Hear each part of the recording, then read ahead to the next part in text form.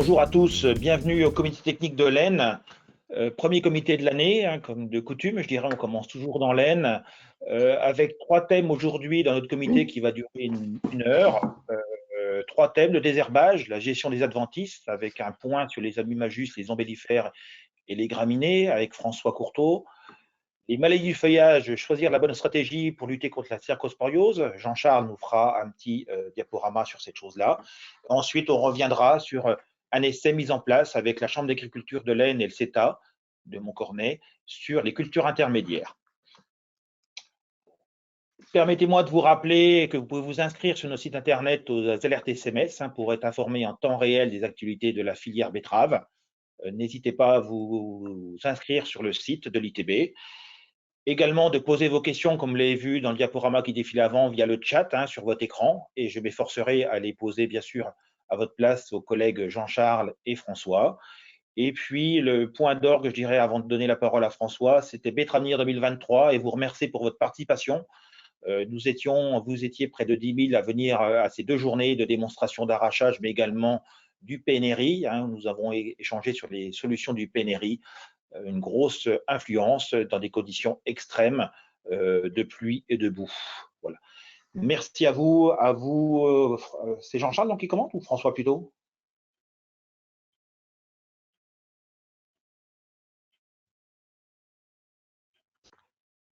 Lance au diaporama, Jean-Charles, c'est à toi donc.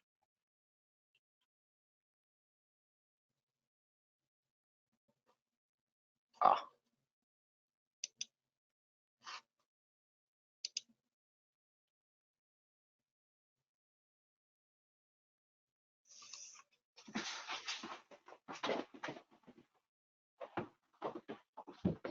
Bonjour à tous, merci Jean-Charles pour la technique.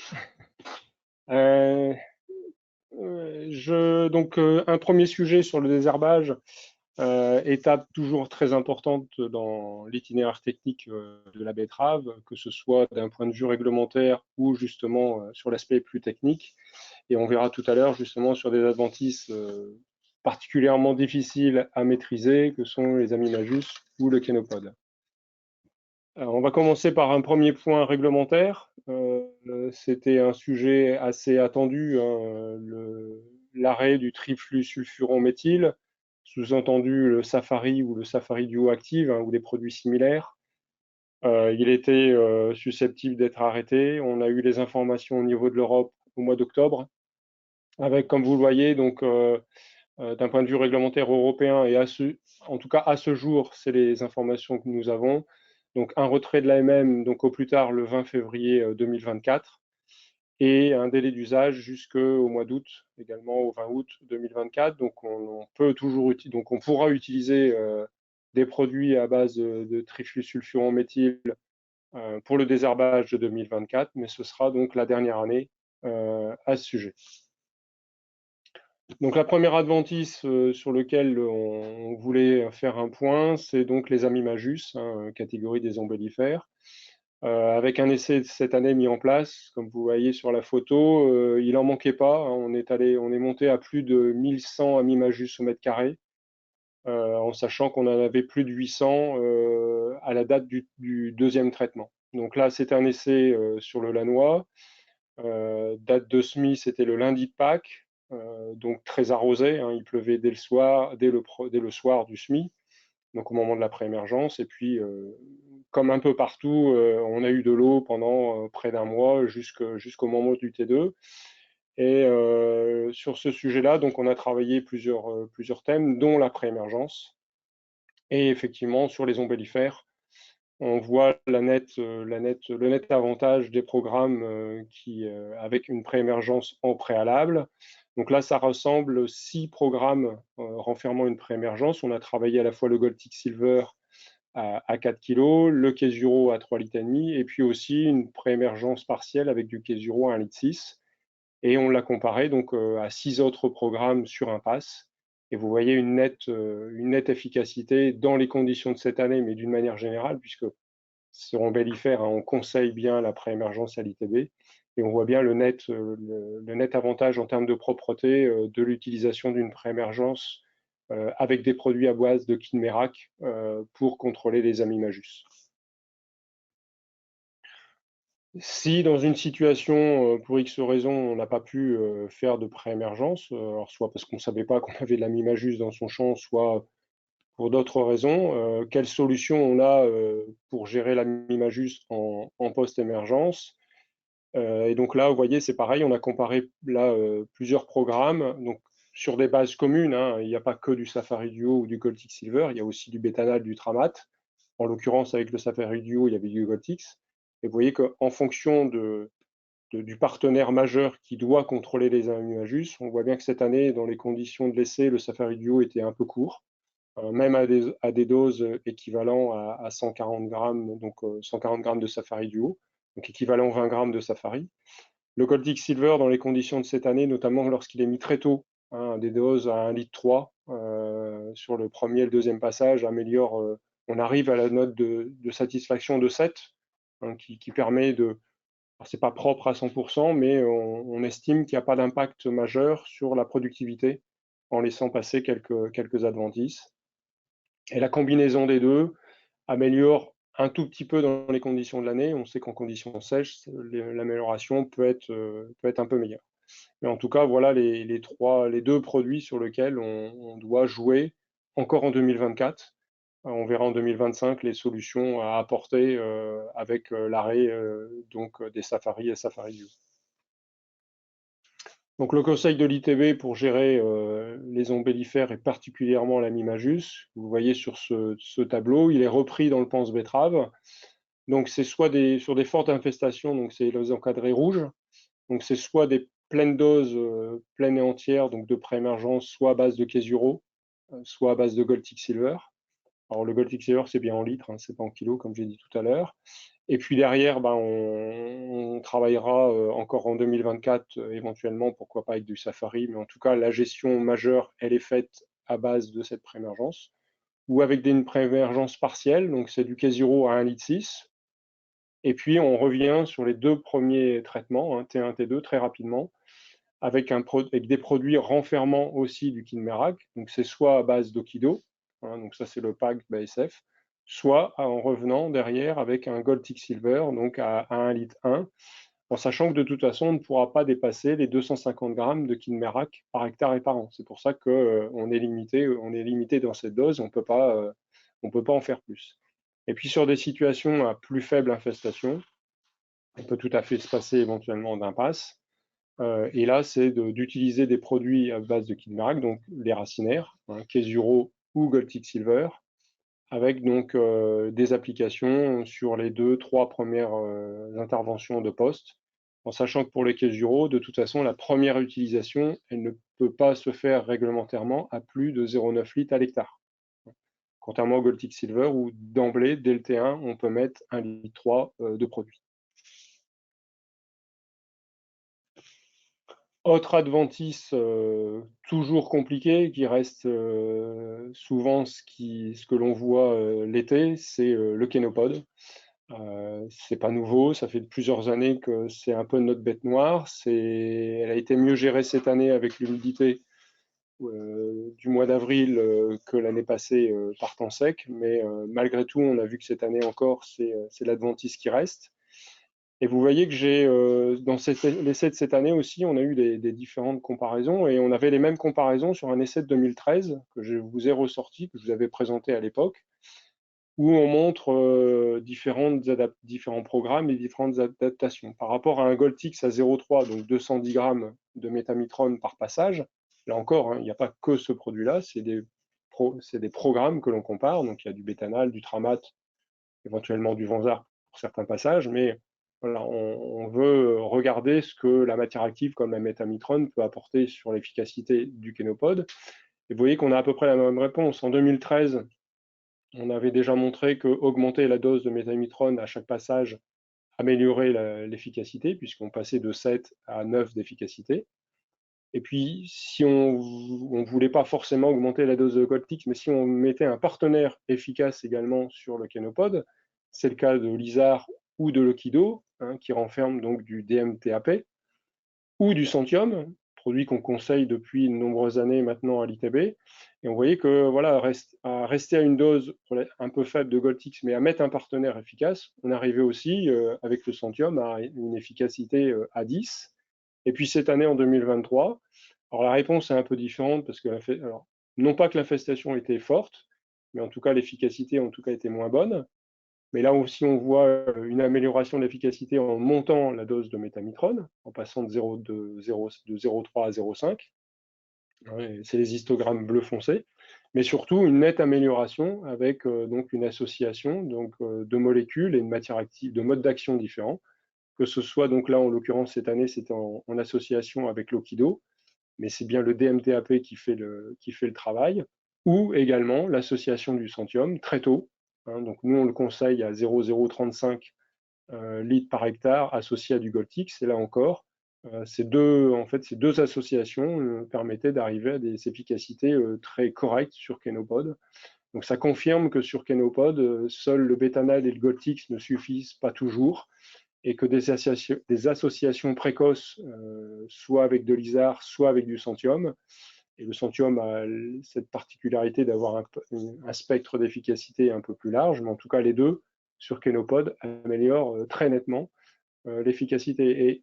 Et finalement, quand on parle de mode d'action et d'association, eh bien ça vous parle peut-être, puisque c'est aussi un sujet sur lequel on travaille depuis de nombreuses années pour améliorer l'efficacité sur les graminées, et on y reviendra tout à l'heure.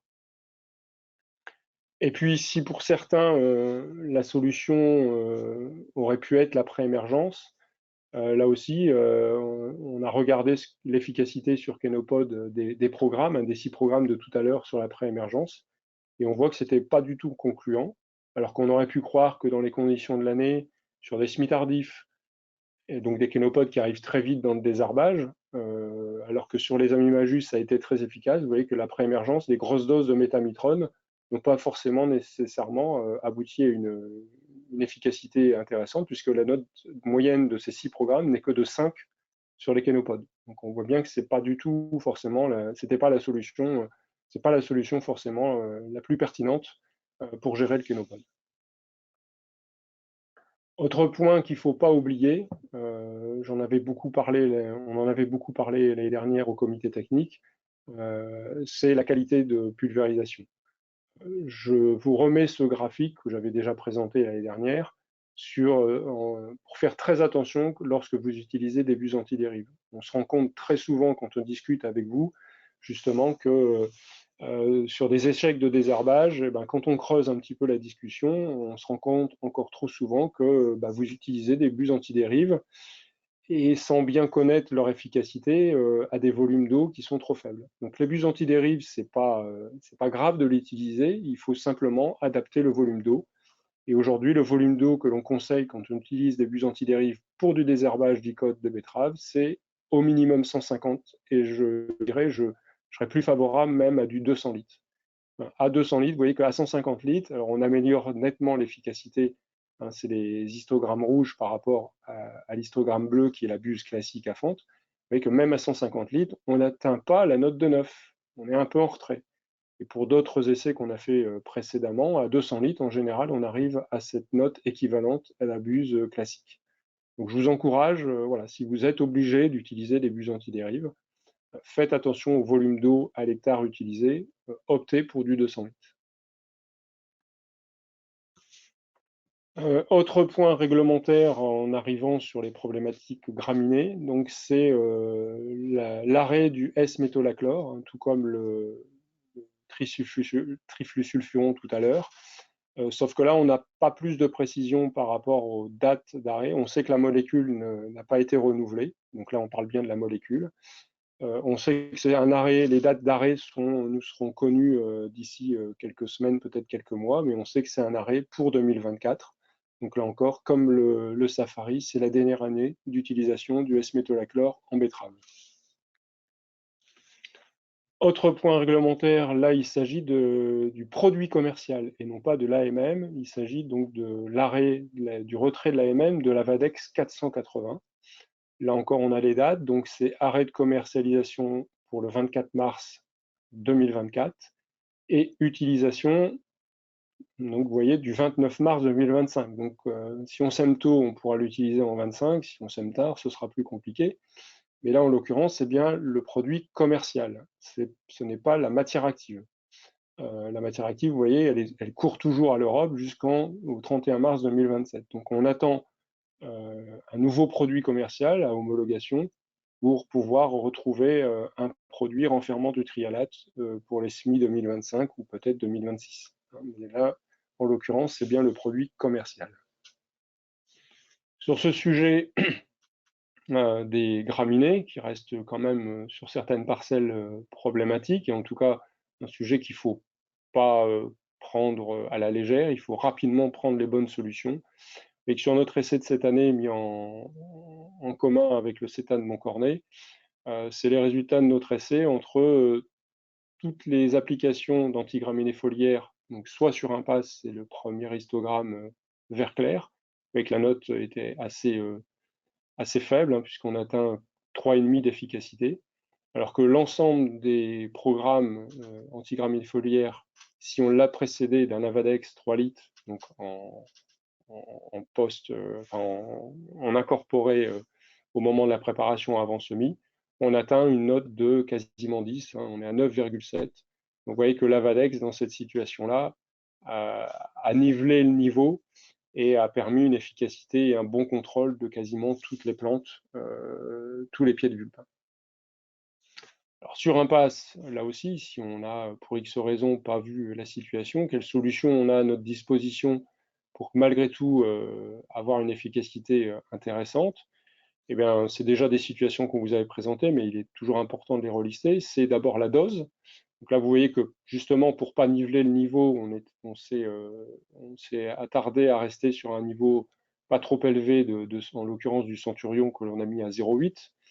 Donc la première des choses, c'est d'augmenter la dose. Donc on sait qu'on peut l'augmenter jusqu'à 1,25 litre. Là, en l'occurrence, dans les essais, on est capable de mettre 3 fois la dose. On voit bien que là, c'est bien une dose qui est non autorisée, c'est juste dans le cadre de l'essai. Et on aurait pu augmenter à 1,25 litre et améliorer l'efficacité. Ça, c'est une première chose. La deuxième chose, c'est les modes d'action. On l'a vu tout à l'heure pour le Kenopod. C'est un sujet sur lequel on vous en parle déjà depuis de nombreuses années sur les graminées. Donc, c'est associé au moment de l'application de l'antigraminé foliaire. Donc, c'est courant mai, hein, donc de l'ISAR à 0,6, toujours avec de l'Actirob à 1 litre. Et là, on voit qu'on arrive pratiquement à la note de 7. En tout cas, on améliore quasiment de 2 points l'efficacité. Et puis, c'est tout le travail sur l'adjuvantation ou la suradjuvantation. Donc, comparé, vous voyez, à 1 litre d'Actirob, on peut doubler la dose. Hein. L'Actirob est homologué jusqu'à 2 litres. Mais la meilleure des solutions, c'est quand même la suradjuvantation avec du sulfate d'ammonium, donc de l'actimum à 1 litre. Et on voit que là aussi, on arrive quasiment à 7 d'efficacité. Et puis, on a travaillé un nouveau produit qui est l'Exantia. Donc, l'Exantia, c'est à la fois de l'huile et du sulfate d'ammonium en mélange. Et là, vous voyez qu'on l'a combiné avec de l'huile de l'Actirob à 1 litre. Les 0,75 d'Exantia ont permis de passer cette note de 7. Par contre, attention, l'Exantia mis à 0,75 uniquement avec du Centurion, vous voyez que la note d'efficacité n'est pas du tout bonne. À savoir que ce produit-là est homologué à 1,5 litre pour mettre justement les quantités souhaitables à la fois d'huile et sulfate d'ammonium. Et je vous ai remis en parallèle donc la note, sans oublier la note de l'Avalex qui, vous voyez, était bien la solution à mettre en place dans ce type d'infestation. Donc pour conclure sur ce sujet, donc bien adapter sa stratégie de désherbage à la problématique ombellifère, et principalement à Mimajus, hein, avec le recours de la pré-émergence. L'association des modes d'action, on voit que ce n'est pas réservé qu'aux graminées, aux vulpins au régras. On voit qu'aujourd'hui, sur Kenopod, il faut absolument associer les modes d'action, sans oublier la qualité de pulvérisation, qui est souvent la partie importante dans la réussite aussi du désherbage. Et j'en ai fini avec cette partie. Les questions sont ouvertes. Merci François. Oui, les questions, donc vous pouvez les poser hein, via le chat. Hein, vous avez un onglet questions chat, n'hésitez pas à les poser, je les poserai pour vous. Les premières questions qui arrivent sur le désherbage, François, c'est le Kenopod et les résistances. Y a-t-il des résistances avérées dans ton secteur, dans l'Aisne? Oui, comment faire pour lutter contre ces kénopodes qui deviennent résistants? Alors effectivement, on a déjà, depuis quelques années, maintenant, fait des prélèvements à la fois de feuilles, de graines et on travaille avec l'INRA justement sur ces problématiques de résistance. Donc on sait qu'il y en a, voilà. Maintenant on ne peut s'assurer que lorsqu'on a fait ce prélèvement et ces tests. Maintenant, les différents échecs de kénopodes dans les parcelles sont pas tous dus à des résistances. On le voit bien dans les essais, hein, en fonction à la fois des programmes utilisés. Je réinsiste sur la qualité de pulvérisation. On l'avait bien montré l'année dernière, hein, entre les fourrières et les champs. Voilà, la qualité de pulvérisation, c'est vraiment le critère important qu'il ne faut pas oublier. Il ne faut pas mettre ça sous le tapis. Et puis, l'utilisation, hein, comme on le conseille depuis de nombreuses années, hein, les associations de Centium, très tôt. Hein, le kénopode, ces dernières années, nos climats de printemps sont de plus en plus doux et les kénopodes arrivent de plus en plus tôt dans le désherbage. Alors, cette année, on a ce métard, donc c'était évident de le voir très tôt, mais c'est pas rare, même sur des semis de mars, de voir arriver le kénopode dès le T1 ou très rapidement dès le T2. Et on voit bien que les associations de molécules améliorent aussi fortement l'efficacité. Donc c'est là-dessus qu'il faut travailler avant de parler de résistance. Voilà, dire qu'on a une échec de kénopodes en disant bah, ils sont résistants donc je peux rien faire, je pense qu'effectivement il faut déjà tout mettre en place et tous les axes sur lesquels on a travaillé, je vous ai présenté aujourd'hui, c'est ça il faut aller vers ça. Merci François. Il y a une nouvelle question sur le safari. Donc plus de safari, plus de trifusion métier en 2025, pardon. Y aura-t-il des impasses sur cette année adventice en 2025? Oui, les adventices sur lesquels on s'interroge le plus, ce sont les crucifères et principalement les sanves et les ravenelles. Là, effectivement, il y a un sujet à travailler pour trouver des solutions. Pour le reste, on va aussi beaucoup travailler. C'est clair que le Safari était un peu rentré, hein, ça fait 30 ans, hein, il a été homologué en 93. Donc il avait fini par faire partie du désherbage traditionnel. Effectivement, son arrêt va devoir nous faire travailler et repenser un petit peu les mélanges, les associations, avec peut-être des nouveaux produits qui arriveront dans les années futures, mais recombiner les associations pour trouver des bonnes solutions. Mais voilà, les crucifères sans Vravenel seront là à court terme des adventices sur lesquels il va falloir trouver des solutions. Oui, une autre question sur le Centium. Est-ce qu'on peut le mettre en prélevé et à quelle dose, si jamais? Alors, c'est pas interdit de le mettre, mais nous on le conseille pas. On l'a déjà travaillé, on n'a jamais trouvé un intérêt, un bon intérêt. On n'a jamais été très satisfait de l'utilisation de la préémergence du Centium. Donc nous, on le travaille en poste et on est beaucoup plus satisfait de justement son utilisation en poste que son utilisation en prêt. Les graminées, ça fait un petit peu des questions sur l'efficacité de mettre 2 DIM pour lutter contre les graminées. Est-ce que tu vois des apports techniques, agronomiques à faire cela? Non, le risque, c'est de sous-doser l'une des deux matières actives. On a fait ce mélange Centurion avec le Stratos, ça n'a pas donné des résultats intéressants. Donc, c'est vraiment alors j'ai pas parlé de ça, mais le stade, le moment de l'application, les collègues de Normandie l'ont déjà travaillé et nous, on le voit dans les conseils. Euh, on met souvent le pied sur le frein en tour de plaine hein, au printemps. Où dès après le T2, ça commence à verdir, on a envie de faire les graminées, et le stade idéal, c'est 3 feuilles d'ébutalage. À le faire trop tôt, parfois aussi dans des conditions trop froides, on a des échecs d'efficacité. Euh, donc il faut savoir voilà, attendre les bonnes conditions. Là aussi, c'est primordial pour la réussite et l'efficacité avec les solutions que j'ai présentées tout à l'heure. Merci François. On va pouvoir passer au second exposé de Jean-Charles sur la cercosporiose et la stratégie fongicide. Vous indiquez que toutes les présentations seront disponibles sur le site internet de l'ITB dès la fin de ce comité technique, hein, quelques minutes après, le temps que l'enregistrement se finalise. Donc, en fin de matinée, ça sera disponible. Je mets la pression sur Hélène. Également, vous dire que nous sommes 100 présents à ce comité technique. Donc, les inscrits sont bien présents. À toi, Jean-Charles, je te laisse la parole. Merci, Ghislain. Donc bonjour à tous. Donc hop là.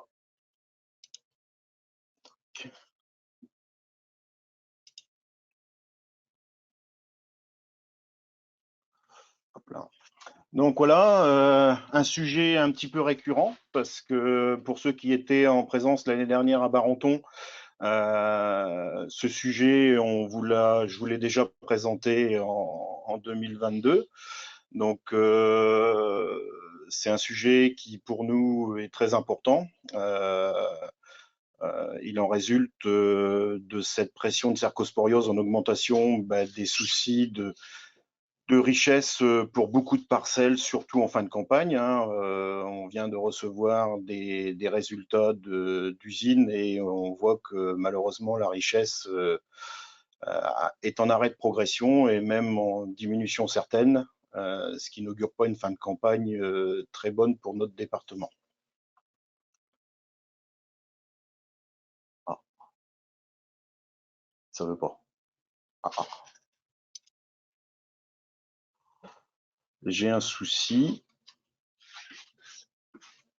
Clique sur ton diaporama pour le lancer, non? Oui, c'est ce que je fais. Voilà, ça y est, c'est reparti. Et cliquer plusieurs fois, mais ça ne voulait pas. C'est les joies de la technique. Donc, juste pour illustrer un petit peu les soucis qu'on a en cette fin de campagne 2023. Ça, c'est des photos qui ont été prises donc à la mi-novembre. Donc, on a dépassé un petit peu les milieux de réception au niveau des usines. Et force est de constater que malheureusement, beaucoup de parcelles étaient dans la situation de la photo de gauche, donc avec certes un feuillage vert, mais là, on est en repousse complète à 100%. Donc, qui dit repousse dit arrêt de la progression de la richesse, arrêt aussi progression du poids. Donc là, aujourd'hui, dans ces situations-là, la betterave pompe sur ses réserves pour refaire du feuillage.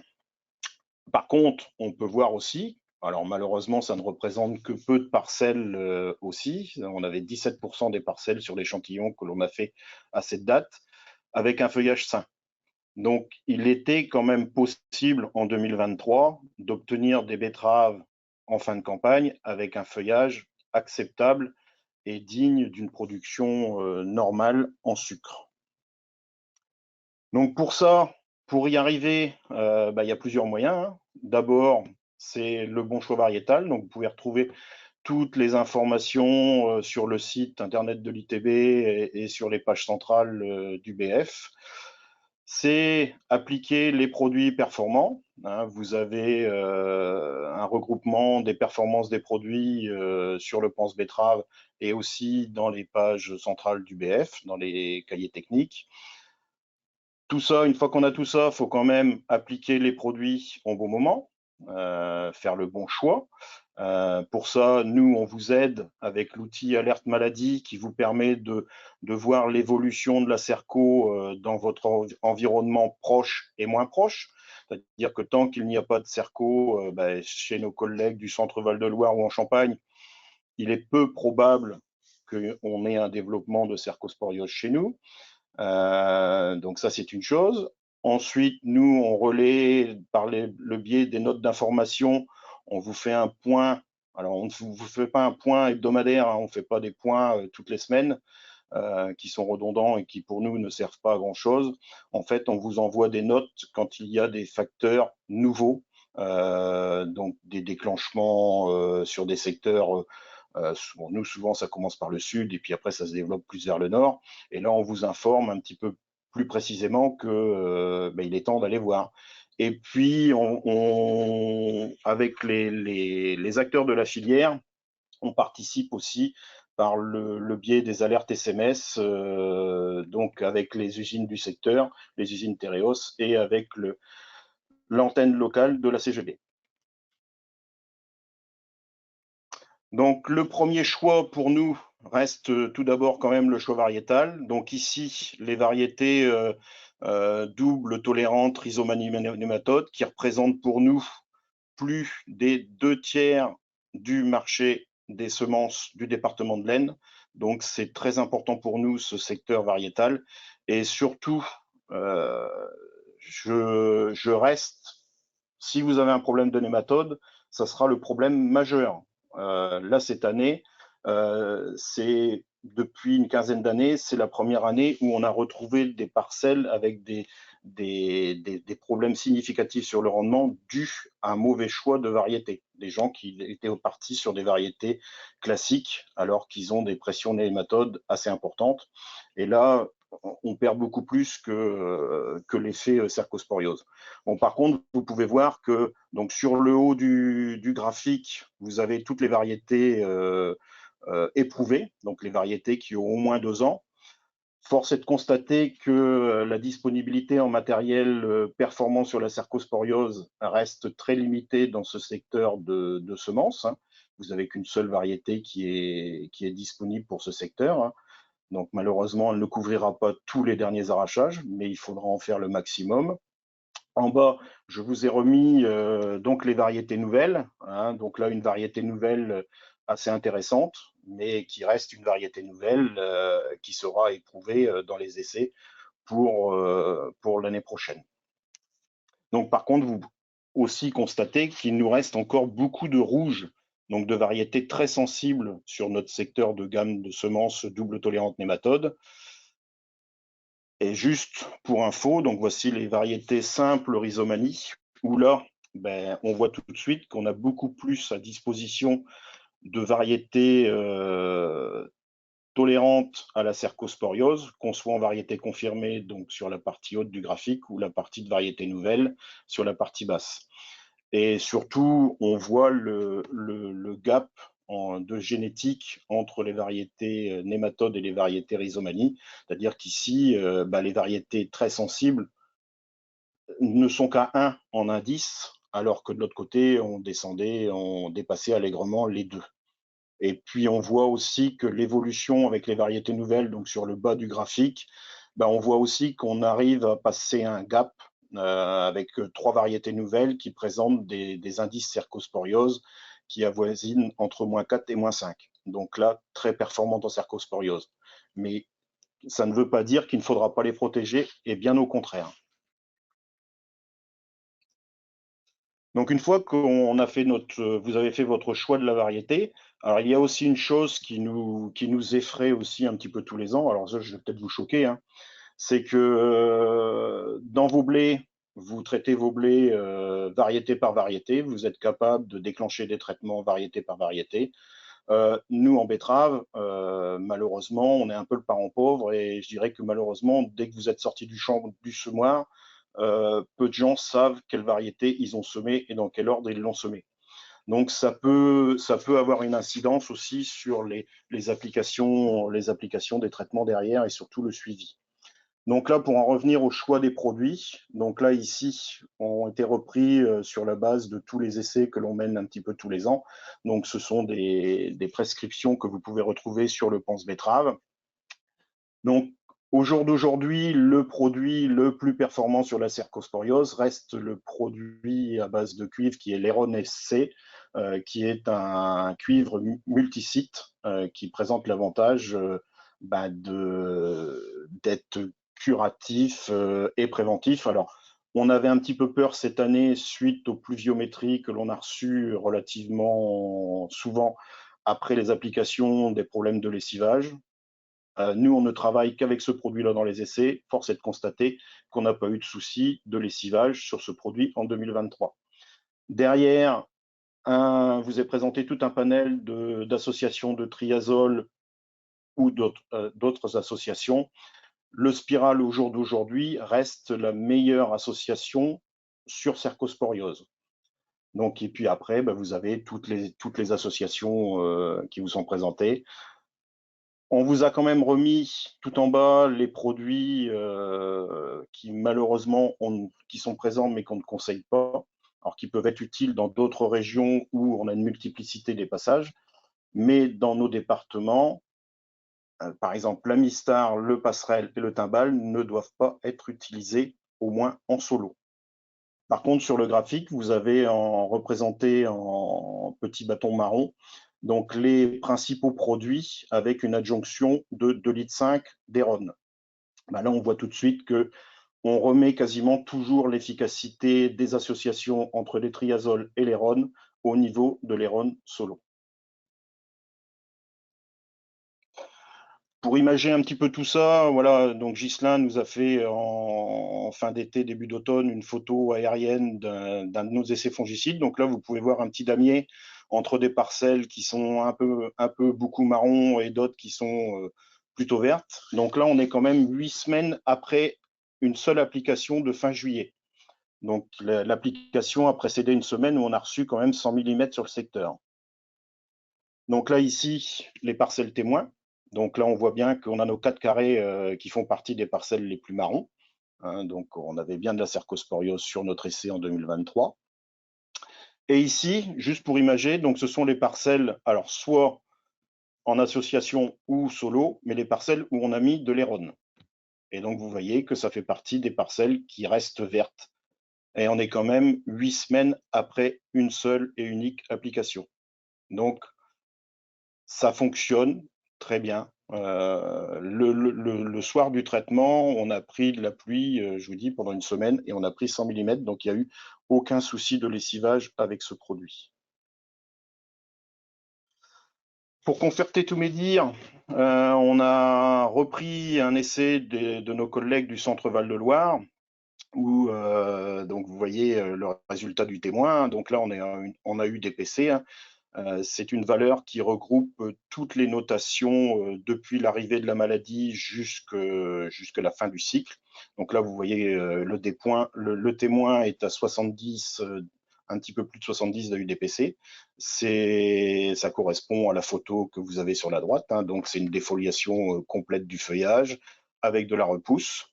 La valeur en vert, donc c'est la succession de 3 triazoles. Donc souvent, là ici dans ce cas-là, c'est 2 spirales suivies d'un passerelle timbal, donc aux doses recommandées.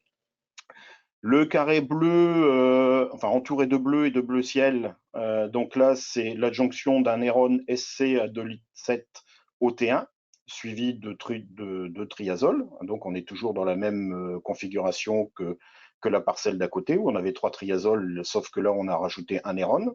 Donc on voit une légère efficacité en mieux, hein, mais surtout on voit que cette année, en 2023, c'était pas un Héron qu'il fallait faire, mais il fallait en faire 2. Donc OT1 et surtout OT2. Hein, il fallait relayer en fait au T2 au moment aux alentours du 15 août, au moment où la maladie s'est installée et s'est développée assez fort. En fait, au moment où on a les températures qui ont remonté, là l'Héron a joué parfaitement son rôle d'association avec la triazole. Donc quand on voit ça, et ben là ici, en fait, ça se retranscrit quasiment directement sur le rendement. Donc vous avez le témoin, donc ça c'est exprimé en pourcentage de la référence, hein, qui reste les 3 triazoles à ce jour. Donc le témoin, on est à 90% de la référence, donc 10% de perte. Hein, après, à vous de faire les comptes en fonction de vos rendements. Comme on l'a vu, le faible effet de la jonction d'un Héron en T1 ne se transcrit pas sur le rendement, vu qu'on avait à peu près les mêmes notations, donc on a quasiment la même performance. Par contre, là ici, on voit bien l'intérêt de l'ajout d'un deuxième Héron sur le T2, où là, on déplafonne le rendement et on retrouve un rendement, on va dire, normal, avec 5% de gap par rapport à la référence. On a aussi, alors je dis on, mais ce sont mes collègues toujours du Centre Val-de-Loire et de la Champagne qui ont travaillé les dosages de cuivre. Donc pourquoi on travaille les dosages de cuivre? Déjà pour vous fixer la dose optimale à utiliser avec ces produits.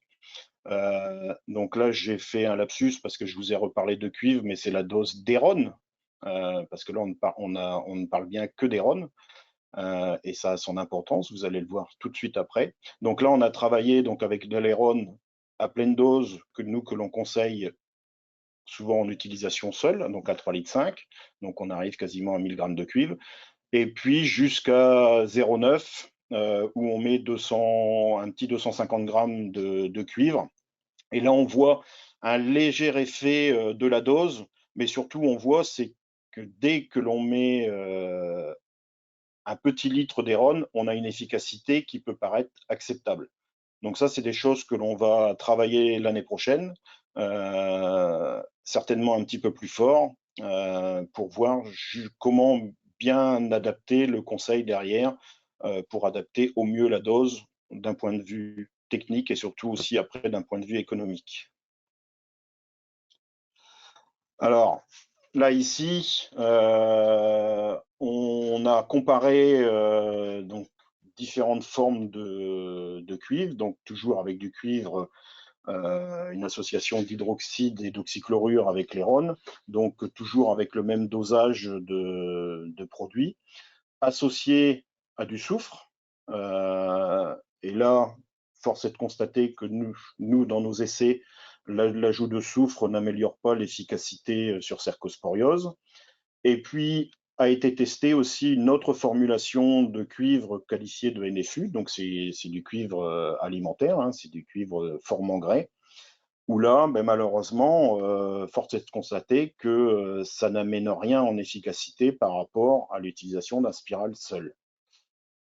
Donc, aujourd'hui, on constate que l'on a quand même beaucoup de cuivres qui sont des cuivres NFU. Pour rappel, ces cuivres-là n'ont aucune homologation maladie du feuillage, ce ne sont que des cuivres alimentaires. Nous, aujourd'hui, la seule référence utilisable, applicable et efficace sur cercosporiose reste l'Héron SC.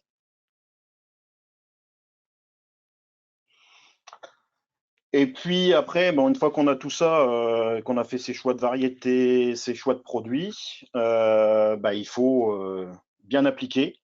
Donc ça, pour bien appliquer, déjà, c'est l'outil alerte maladie.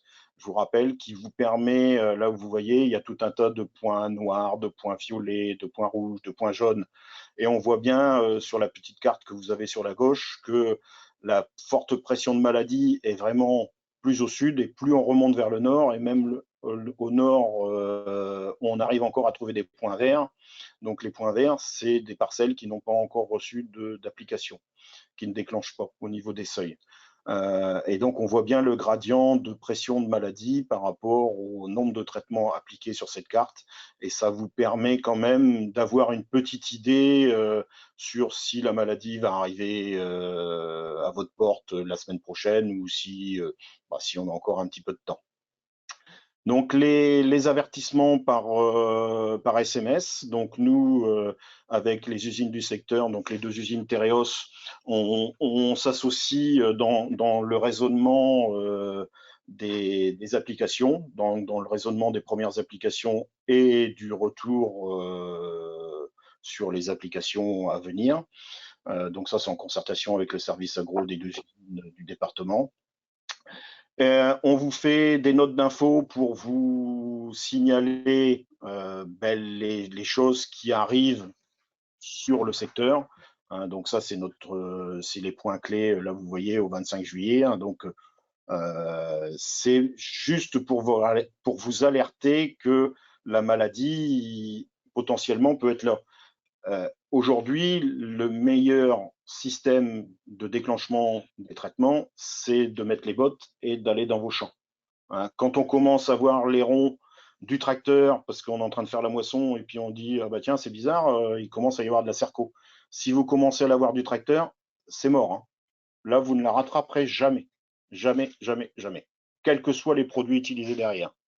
La cerco, nous, quand on fait un relevé, donc un relevé IPM, hein, donc c'est l'indice de pression maladie, on rentre dans le champ, c'est une tâche par feuille. Et une tâche par feuille, on ne peut l'avoir que si on met les bottes.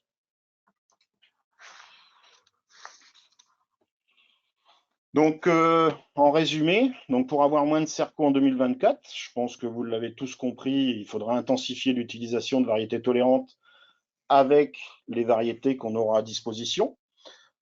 Malheureusement, vous avez vu que nous, le choix, il est limité en double tolérante nématode. Donc, en fonction de ça, il faudra renforcer certainement la protection phytosanitaire. Surtout, donc, choisissez le bon produit à la bonne dose, à l'associer-le à de l'Héron SC, faites attention au cuivre NFU. Et puis pour les applications, ni trop tôt ni trop tard. Donc là, vous avez tout un tas d'outils qui sont à votre disposition pour appliquer au mieux vos produits sur vos variétés. Merci de votre attention et j'attends vos questions. Merci Jean-Charles. Oui, il y a des questions qui arrivent, bien sûr. Tu nous as parlé de dose de cuivre et de cuivre, mais le cuivre, peut-on l'utiliser seul? Alors, au jour d'aujourd'hui, on le conseille peu, mais on va le conseiller. Et en fait, aujourd'hui, on se pose encore beaucoup de questions. Le problème, c'est que la mise en place des essais est toujours un peu laborieuse pendant l'été. Donc nous, aujourd'hui, tous nos essais produits sont faits sur de la contamination. Si on n'avait pas eu de contamination, je pense qu'on n'aurait pas eu de résultat. Pour les essais programmes, on essaye toujours de coller à ce qu'il y a dans la plaine. Sauf qu'on est toujours limité aussi avec les dates d'arrachage, où nous, les essais sont plutôt récoltés plutôt de manière précoce, même si c'est début novembre. Donc les incidences sur les rendements sont peut-être un petit peu minimisées. Mais ça va être travaillé. Je pense que nous, au niveau de la délégation, je pense qu'on en conseillera. Mais on conseillera, on parle bien de l'Héron. Si c'est autre chose, nous, on ne conseillera pas. Merci Jean-Charles. Une autre question sur les programmes pour lutter contre la cercosporiose. Si je fais 3 passages, voire 4 passages, quelles sont tes préconisations en termes de produits? Nous, au jour d'aujourd'hui, mis à part la restriction des parcelles drainées qui limite l'utilisation du spiral à un seul passage à 0,9, aujourd'hui, on a autorisation sur la majeure partie des parcelles à faire 2 spirales. Et puis après, c'est l'association. Alors, on est toujours sur des bases de diphénaux, hein, bien entendu. Aujourd'hui, donc on reste sur si on fait 3 passages, on est sur un passerelle timbal ou éventuellement on peut envisager un Revistar, mais si c'est un Revistar ou Bellanti, mais associé impérativement à de l'Héron. Voilà. Si on les fait seuls, on aura des soucis d'efficacité. Une question, deux questions sur les variétés, une question sur les variétés conviso et les maladies foliaires. Ont-ils des tolérances ou des choses importantes sur la cercosporiose également? Ça vient. Mais au jour d'aujourd'hui, nous, on est toujours sur le problème. Aujourd'hui, les variétés conviso, on les préconise essentiellement sur des parcelles avec des problèmes de betterave adventice. Et malheureusement, sur ces parcelles de betterave adventice, on est toujours confronté au problème nématodes. Et aujourd'hui, alors, ça arrive, hein, il y a des développements au niveau des semenciers qui travaillent fort là-dessus. Pour ces variétés-là, avec une tolérance cerco plus forte. Mais le souci, c'est qu'on dispose que peu de graines pour 2024 sur cette gamme de semences. Tu nous as parlé de tolérance variétale avec des variétés à un haut niveau de tolérance. Sur ces variétés-là, peut-on limiter le nombre de passages ou repousser le premier passage? Alors, il faudra faire attention quand même avec toutes ces variétés-là, c'est que on peut avoir des contournements de résistance qui peuvent être très rapides si on laisse passer de la cercosporiose. Donc, elles sont plus faciles à gérer parce que la maladie s'installe très lentement. Alors, peut-être que sur le long terme, on arrivera à économiser un petit peu de passage, mais aujourd'hui, on va rester prudent. On va essayer de maintenir cette durabilité le plus longtemps possible. Après, c'est sûr que sur ces variétés-là, on n'est pas à une semaine près. C'est ce qui fait leur charme, hein, c'est que nous aujourd'hui, on en a eu dans les essais non traités. ça reste vert jusqu'au bout. Alors, ça reste vert, mais on a quand même des développements de cerco qui sont très petits. Mais cette cerco qui se développe sur ces variétés tolérantes peut être aussi très agressif après sur le retour. Donc il y a un rebond là sur c'est ce que tu viens de dire. Donc on démarre pour toutes les variétés en même temps le traitement fongicide? Ça, c'est vrai depuis toujours. Aujourd'hui, les tolérances n'ont jamais permis de décaler les premières interventions. C'est sur la fin que ça s'améliore.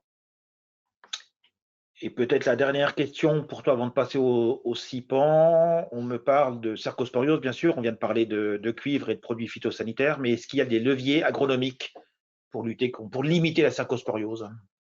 Oui, il y en a. C'est allongement des campagnes. Nous, Rotation, tu veux dire? Oui, allongement des campagnes, pardon. Allongement des rotations. Allongement des rotations. Nous, juste comme pour info, il y a deux. On est avec les NNI où on a quand même un peu plus de betteraves qui reviennent à 2 ans. Il y a 2 ans, on avait contaminé un essai dans une parcelle. Cette année, c'est revenu en betterave. Et le carré, on n'avait pas besoin de faire venir un géomètre pour revoir notre carré, malgré un labour entre deux. Le non-labour peut favoriser la conservation des spores. Après, aujourd'hui, on va dire, les points de contamination, là on en est sûr, c'est tous les tas de déchets. Hein, tous les bordures de champs où il y a des tas de déchets, si on veut trouver de la cerco, on va là-bas et on en trouve à tous les coups. Ça, c'est pas comme la jaunisse, ça c'est garanti. Et puis là, c'est sûr qu'avec l'inoculum qu'on a dans les parcelles, donc on a eu quand même 2022, on a 2023, ça fait quand même 2 années, les 2 dernières années où on a un développement d'inoculum assez fort. Alors l'année prochaine, on ne retombera pas sur ces parcelles-là, sauf celles qui étaient en NNI en 2022. Il n'y en avait pas. Si, il y en avait. Si. Donc, il est probable que sur des parcelles qui reviennent suite à des betteraves de 2022,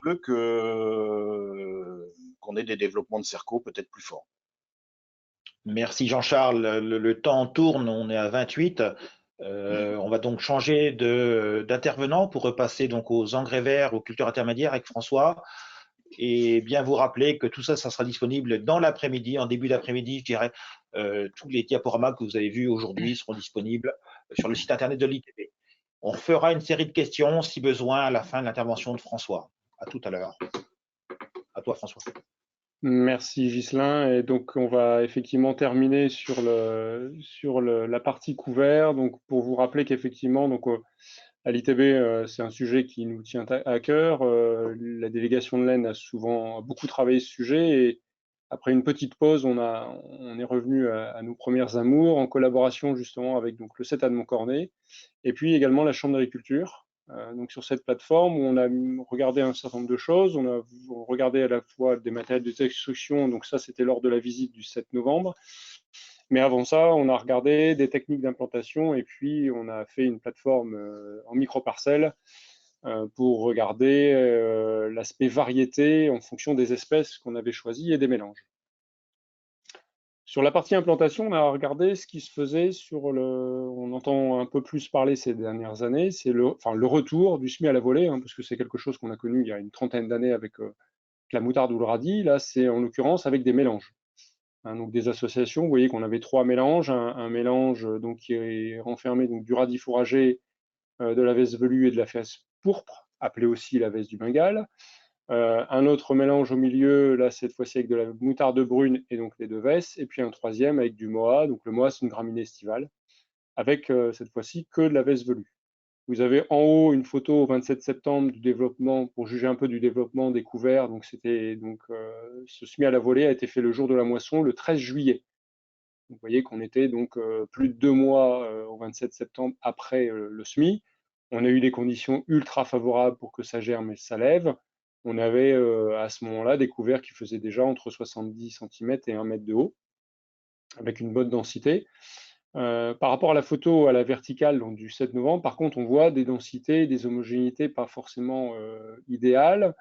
Alors, une première chose, c'est qu'on voit un peu parfois des bandes dans le sens de notre semis. C'est un semis qu'on a fait à la main, à la volée, c'était des zones relativement petites. Et c'est également ce que nous mentionne les semenciers. Hein. Les semenciers, les conseils, c'est de pouvoir le semer jusqu'à des largeurs de 36 mètres, mais ils concèdent que au-delà des 28, on a quelques difficultés à avoir une homogénéité de répartition, parce que malgré que ce soit des semences recalibrées, réenrobées, de manière à avoir un calibre de graines le plus homogène possible entre justement les vesses qui sont un peu plus grosses et les moutardes ou les radis un peu plus faibles.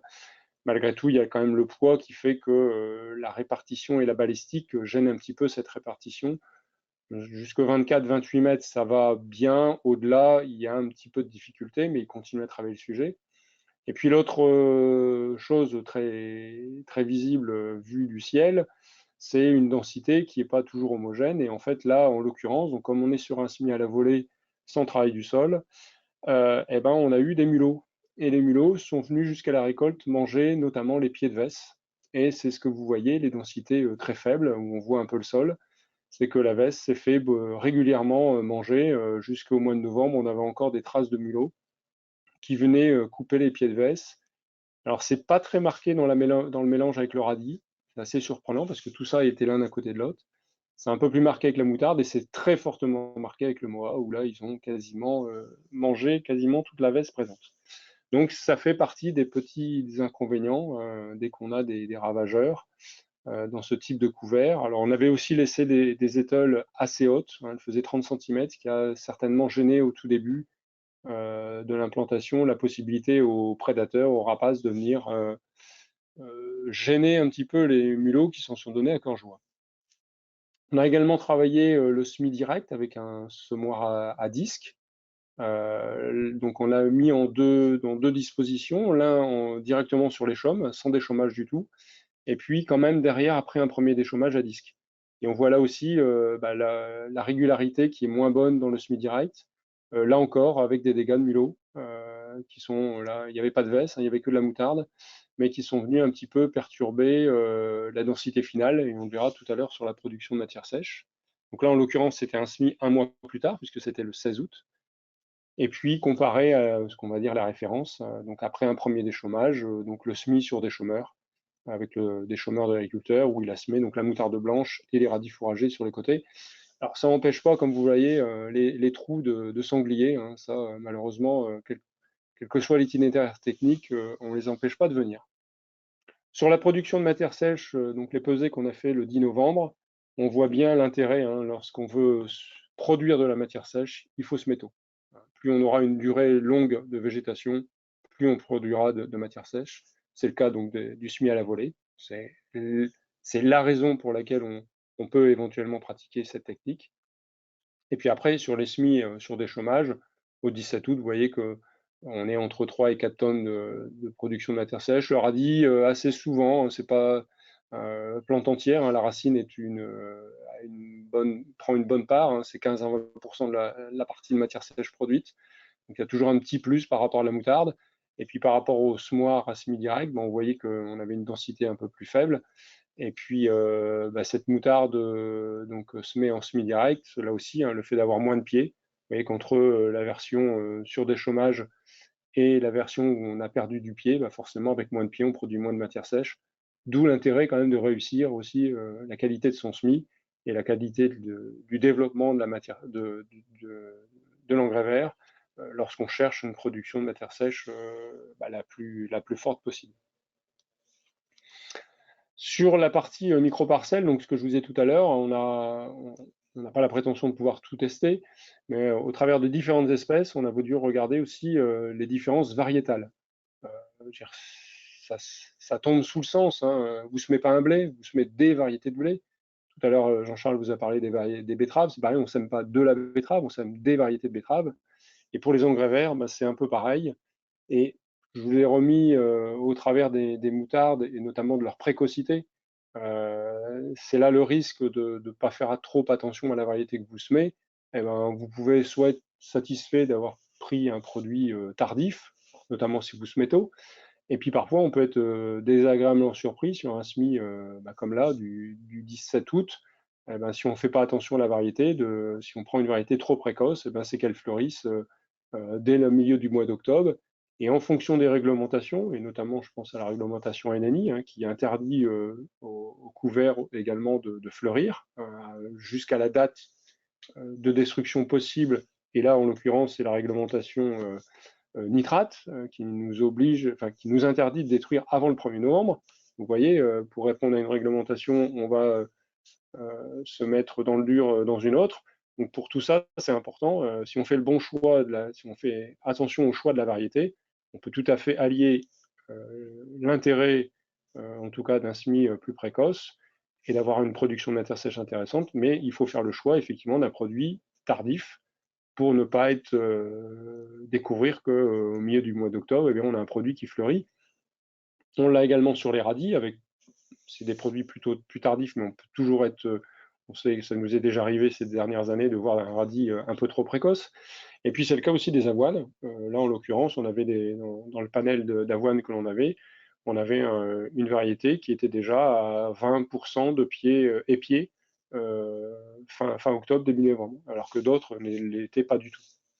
Voilà, sur chacune des espèces, de toute façon, il faut regarder l'aspect variétal pour faire le bon choix en fonction des exigences que vous vous êtes fixées.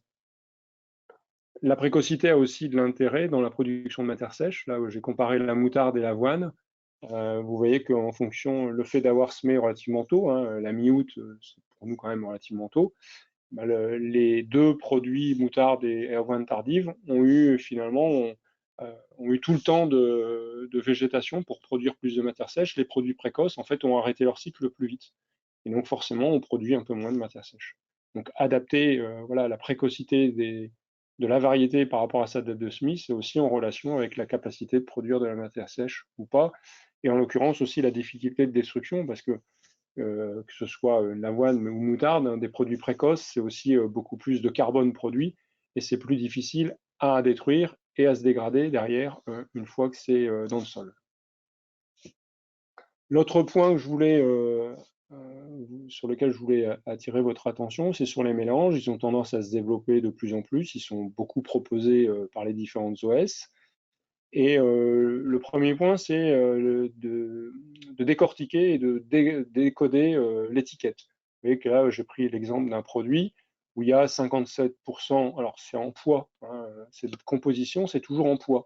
Donc vous avez a priori donc 57% de vesse, 23% de trèfle, 10% de radis et de facélie. Mais comme chacune des espèces n'ont pas le même PMG, les vesses ont des PMG de 40 à 50 grammes pour 1000 grains, alors qu'un trèfle ou une facélie, c'est 2 ou 3 grammes, et un radis, c'est autour de 13. Et donc, quand on convertit ces poids en grains mètre carré, puisque c'est bien ce que vous allez semer, vous voyez que sur le poids, la veste semblait représenter plus de la moitié du mélange, alors qu'en fait, en grains semés au mètre carré, ça ne va représenter que 18%. Inversement, le trèfle, qui semblait être à 20%, là, en grains mètre carré, eh bien, c'est 50% de grains semés sur l'ensemble du mélange. Vous voyez, c'est là en quoi où il faut savoir décoder ces étiquettes qui sont très souvent donc données en poids et non pas en grains mètre carré, ce que vous allez semer. Donc ça peut changer la physionomie du mélange ou du visage que vous pensiez du mélange semé. Donc ça, c'est un premier point. L'autre point, c'est sur la densité de semis. Ces mélanges-là, qui sont à base notamment de légumineuses, sont souvent plus chers qu'une moutarde toute simple. Et donc, parfois, un certain nombre de préconisations sont, pour passer en prix, minimisent la quantité à semer à l'hectare. C'est le cas du mélange B, par exemple, proposé à 12 kg hectare. Et vous voyez que, en proportion de la densité optimale, là, si on retraduit ça en grains semés au mètre carré, en fait, ça ne représente que 60% d'une densité optimale de semis du couvert. Et sur la photo, c'est l'exemple type du mélange donc de droite, où vous vous apercevez que finalement, alors effectivement, vous avez semé un produit, on va dire, économe, sauf que derrière, en fait, il y a énormément de trous, il y a une couverture qui n'est pas du tout satisfaisante du couvert, c'est éventuellement la possibilité à des ravageurs de s'implanter, à des adventices de lever, et de ne pas avoir le retour sur investissement logique. À côté de ça, vous avez l'autre mélange proposé à 25 kg hectare. Là, on voit qu'on est bien, il y a suffisamment de grains au mètre carré de semer et aussi de lever. Et c'est le cas du mélange donc, de gauche, où on voit qu'on a une densité de couvert tout à fait honorable et conforme à ce qu'on cherche d'un couvert. Donc là aussi, faites attention voilà, à la densité qui vous est proposée, attention à des prix trop faibles. Les mélanges forcément coûtent plus cher, puisque ce sont des produits, on va dire, plus haut de gamme, sur lesquels, si on met de la légumineuse, c'est pour capter de l'azote de l'air, donc c'est pour qu'il y ait une restitution ou un développement plus fort du couvert. Donc forcément, ça ne peut pas avoir le même prix qu'une moutarde toute simple. Et puis derrière, dans la production de matière sèche, ça se ressent. Vous voyez les deux histogrammes du bout. Je les ai remis la production de matière sèche du mélange A à 25 kg et du mélange B donc à 12 kg. Alors, ce n'est pas déraisonnable, mais vous voyez que le mélange B à 12 kg, il ne fait pas mieux qu'une avoine ou qu'une moutarde solo. Il fait même moins bien qu'un radis tout seul. Donc, la conclusion, c'est qu'en gros, voilà, pour semer, si c'est pour semer un mauvais mélange à une densité trop faible, autant faire une bonne variété solo, radis moutarde, ce sera plus facile à semer, plus facile à se développer, et ça ne vous coûtera pas plus cher, et auquel cas vous aurez quand même un couvert digne de ce nom. Par contre, si vous voulez entre guillemets déplafonner ou produire beaucoup plus de matière sèche, effectivement, le mélange A semé à bonne densité, on voit bien que à la fois le trèfle et le radis ont pris une part importante jusqu'à la facélie. Bon, la veste n'a pas trouvé sa place, mais là, on est arrivé jusqu'à pratiquement 5 tonnes de matière sèche produite. C'est de loin le couvert qui a le plus produit. Donc là encore, là, il y a un vrai retour. On a investi plus, mais on a aussi eu un meilleur retour. Et puis une petite vidéo. Alors, il n'y aura pas de matériel de présenter, mais on avait donc joint plusieurs constructeurs à cette visite du 7. Donc, compte tenu des conditions météo, seuls les matériels à rouleau destructeur, hein, les rouleaux hacheurs, et les outils à disque ont pu travailler. Vous allez voir aussi voilà, les personnes qui étaient présentes à cette visite. Donc, le conseil des rouleaux hacheurs, ça fait un peu le travail d'un broyeur. Donc, c'est vrai que dans des situations, si on laboure derrière, c'est des matériels qui font un très bon travail parce que ça ne travaille pas du tout le sol. Donc, on reste sur un sol ferme. Et derrière, si on doit labourer, c'est quand même important. Par contre, c'est vrai qu'un déchaumeur à disque peut être plus adapté dans des situations de conduite en non-labour, puisque là, on va avoir un mélange superficiel à la fois du couvert et un peu de terre, ce qui permet une dégradation aussi des couverts. Le seul petit bémol de ces matériels-là, c'est que c'est des matériels de déchaumage avec des rouleaux derrière. Et lorsqu'on veut détruire de la matière verte, que ce soit des repousses de céréales ou là, en l'occurrence, un couvert, le problème du rouleau, c'est que ça rappuie et donc ça fait repiquer la matière qu'on veut détruire. Donc c'est vrai que idéalement, des outils à disque qui passent très bien pour détruire, ce serait mieux de pouvoir les contrôler avec des roues de jauge qu'avec un rouleau qui rappuie derrière. Voilà. Et pour conclure donc, sur ce chapitre découvert, donc, il est important de bien définir vos critères pour justement derrière bien adapter à la fois vos espèces et la variété de ces espèces choisies. Et puis sur le dernier point, voilà, soyez critique, alors critique dans le bon sens du terme, hein, mais critique et curieux lorsque vous faites le choix du mélange pour savoir s'il est bien adapté finalement à ce que vous cherchez. Voilà, merci de votre attention. Merci François, ça commence un petit peu à se déconnecter les gens sur le Teams, sur le GoToWebinar. J'ai 3 questions posées, si tu pouvais répondre assez rapidement. Y a-t-il un optimum de production de matière sèche dans les SIPAN, culture intermédiaire? C'est la date de semis et l'espèce choisie. On est déjà sur des semis de juillet montés dans nos essais à 7 ou 8 tonnes de matière sèche produite. C'est la date de semis qui fait la différence. Ok, une question sur les nématodes. Pardon? Non, qui c'est qui parlait? Jean-Charles, non, derrière, non? C'est ça? Non, non, il n'y a personne, c'était moi. D'accord. Okay. Pour ça, il faut une parcelle qui se libère très tôt. Voilà. Ok. Quelle est la progression de nématodes depuis 20 ans avec l'implantation de variétés antinématodes et de SIPAN également antinématodes? Il n'y a pas vraiment de relation parce qu'à l'heure d'aujourd'hui, c'est inexorable le nématode. Le nématode, c'est pas parce qu'il se révèle une année qu'il n'était pas déjà présent les 2, 3, 10 ans précédemment. Il a simplement passé un cap.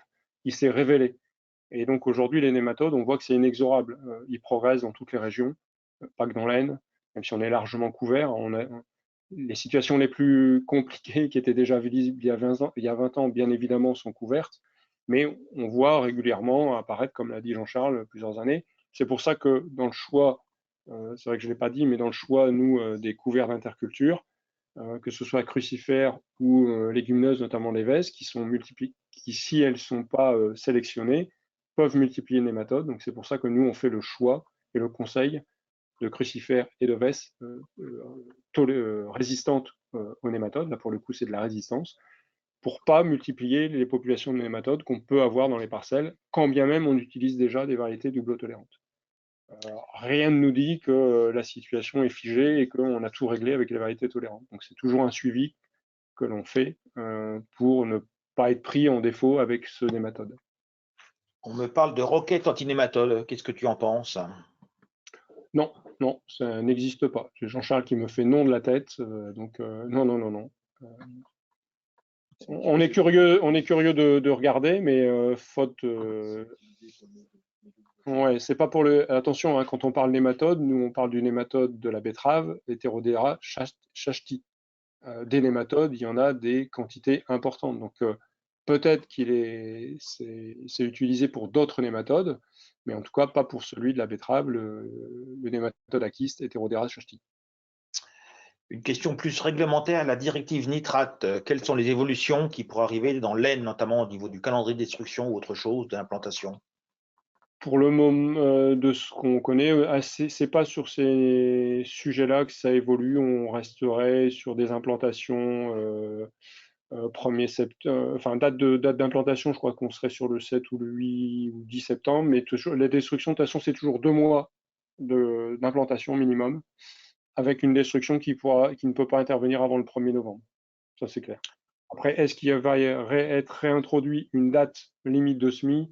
Ça, c'est encore à discuter, mais le 7e programme d'action devrait sortir dans le courant de l'année. Peut-être la dernière question qui vient d'arriver, toujours sur les radis antinématodes et pas antinématodes et la restructuration des sols. Est-ce qu'il vaut mieux choisir un radis antinématode ou un radis qui restructure plus les sols mais qui risque de multiplier les nématodes? Qu'est-ce que tu en penses? Alors, un radis sera forcément antinématode. Un radis, toute plante, et aucune plante n'est restructurateur. Le radis, c'est un colza, hein, si je fais simple. Le colza est très sensible à la structure du sol. Donc pourquoi un colza serait sensible à la structure du sol et un radis qui porterait un nom particulier ne le serait pas? Donc non, il n'existe aucune plante restructuratrice. Alors par contre, ça maintient la structure, hein, de fait de son pivot. Ça permet de maintenir une bonne structure, de maintenir un bon système de drainage, et ça on l'a déjà vu dans des profils. Et c'est vrai que le radis a un gros point supplémentaire par rapport à la moutarde sur ce sujet-là. Mais voilà, il va aider à le maintien d'une structure, et en aucun cas, il remplacera un décompacteur si telle était la solution dans la parcelle envisagée. Là, tu vas à l'extrême, hein, radis égale décompacteur. Le radis Non, chinois, oui, on mais met en. structurateur, c'est qu'on Radis chinois. suppose que la plante est capable de remplacer du travail du sol, ce qui est pas du tout vrai. On parle du radis chinois, spécialement. Oui, c'est ça, c'est le radis chinois. Oui, structurateur, pour parler de lui. Et non, donc non, moi je ne le conseille pas. Ok, merci. Donc, j'ai épuisé les questions via le chat. Il nous reste à vous remercier pour votre participation. Nous étions pratiquement 100 à ce comité technique. Et vous souhaiter de bonnes fêtes au nom de l'ITB, bien entendu, et vous revoir pour la campagne prochaine de betterave en 2024.